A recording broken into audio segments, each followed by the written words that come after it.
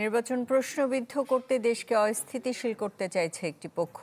Police সদর দপ্তরের সংবাদ সম্মেলনে দাবি করেন আইজিপি বাহারুল আলম। জানান, পূজা মণ্ডপে সর্বোচ্চ সতর্কতায় রয়েছে পুলিশ।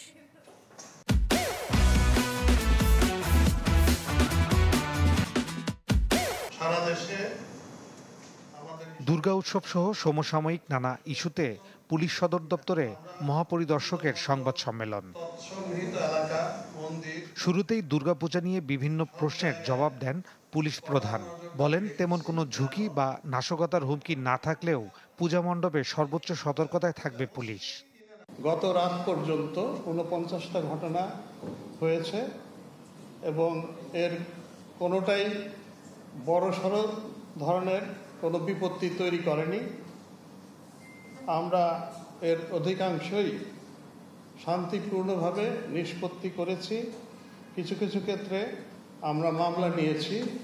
এর মধ্যে মামলা হয়েছে যেখানে যে জামাত কর্মী পরিচয় পূজা মণ্ডপে হট্টগোল, ওখানে আমরা মামলা নিয়েছি, গ্রেপ্তার করেছি। সংবাদ সম্মেলনে উঠে আসে জাতীয় নির্বাচন প্রসঙ্গ।